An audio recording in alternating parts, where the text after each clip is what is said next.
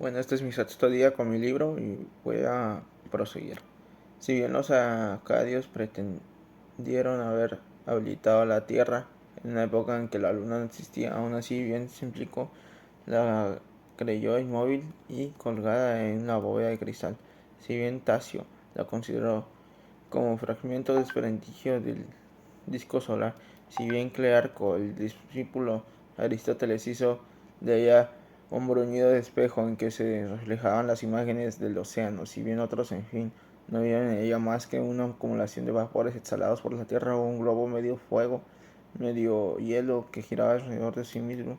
Algunos sabios, por medio de observaciones sagaces a falta de instrumentos de óptica, sospecharon de la mayor parte de las leyes que rigen el astro de la noche. Tales de Mileto, 600 años antes de Jesucristo, emitió la opinión de que la luna estaba iluminada por el sol. Aristarco de Samos dio la verdadera explicación de sus fases. Clómedes enseñó que brillaba como una luz refleja.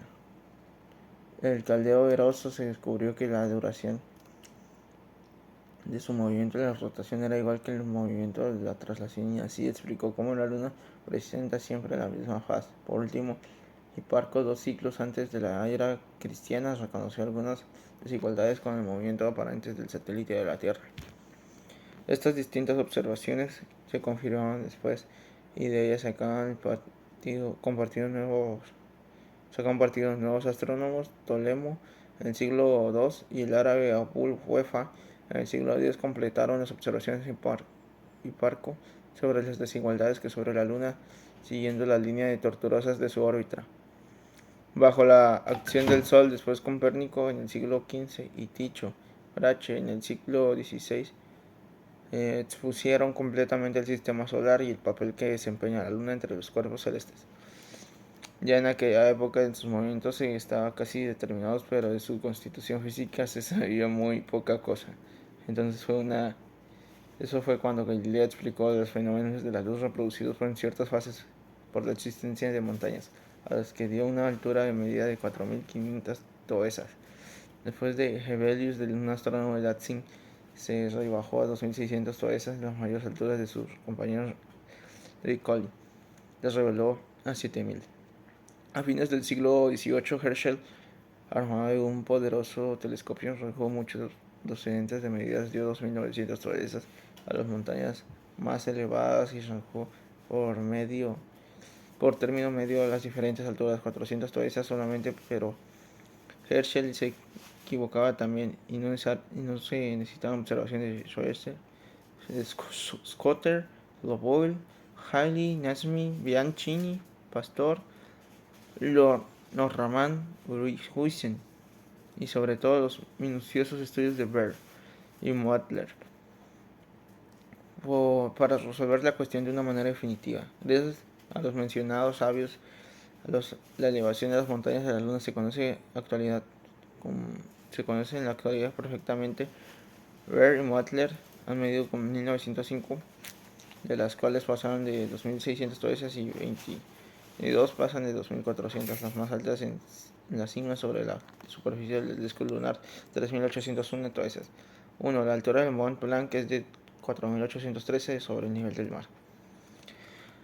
Al mismo tiempo se completaba el reconocimiento del disco de la Luna, el cual parecía acribillado de cráteres, confirmándose en todas las observaciones de naturaleza esencialmente volcánica la falta de refracción de los rayos de los planetas que ella oculta. Se reduce la falta de absolutamente de la atmósfera. Esta carencia de aire supone la falta de agua, y por consiguiente los selenitas, para vivir semejantes condiciones, deben tener una organización especial y diferenciales singularmente en los habitantes de la Tierra. Por último, gracias a los nuevos métodos e instrumentos más perfeccionados, registran ávidamente la Luna, no dejando inexplorado ningún punto en su hemisferio, no obstante medir su diámetro de 2150 millas y de superficie igual a 13 grados,